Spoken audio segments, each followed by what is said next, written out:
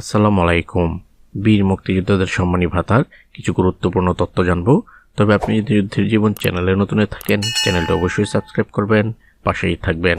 আপনারা ইতিমধ্যেই জেনেছেন বীর মুক্তিযোদ্ধাদের সম্মানী ভাতা জানুয়ারি 2026 মাসের ব্যাংক অ্যাকাউন্টে চলে এসেছে।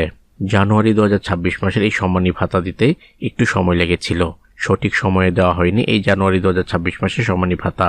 তাই বীর মুক্তিযোদ্ধা এবং তাদের পরিবার নানান চিন্তা এবং দুশ্চিন্তায় কাটিয়েছেন কয়েকটা দিন। গুরুত্বপূর্ণ আরেকটি খবর হলো, অনেকেরই গতকালকে মেসেজ এসেছে ব্যাংক বন্ধ হয়ে যাওয়ার পর, যার ফলে যারা সরাসরি ব্যাংক থেকে টাকা ওঠান তারা কিন্তু সেই টাকাগুলো উঠাতে পারেননি। আজ মঙ্গলবার চাইলে ব্যাংক থেকে আপনারা টাকা উঠাতে পারবেন। তবে গুরুত্বপূর্ণ আপডেটটি হলো, আগামীকাল 4 ফেব্রুয়ারি ব্যাংক বন্ধ থাকবে। তাই যারা আগামীকালের চিন্তা করছেন তারা কিন্তু কালকে ব্যাংক বন্ধ পাবেন। সেই হিসাব করেই কিন্তু আজ বীর মুক্তিযোদ্ধাদের সম্মানী ভাতা উঠিয়ে নিয়েন। 4 তারিখ বুধবার ব্যাংক বন্ধ থাকবে, বৃহস্পতিবার খোলা, তারপরে আবার 2 দিন বন্ধ। আর এই কয়েকদিনের ভিতরেই প্রত্যেকটি ব্যাংকে একটু চাপ বা ভিড় হবে।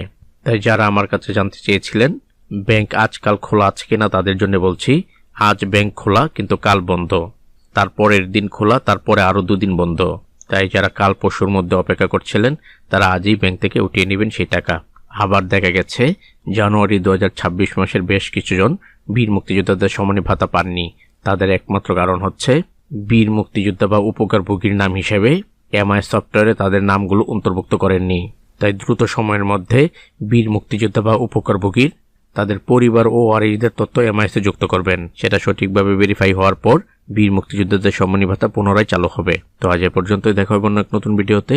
ততক্ষণ পর্যন্ত সবাই ভালো থাকবেন, সুস্থ থাকবেন। আল্লাহ হাফেজ।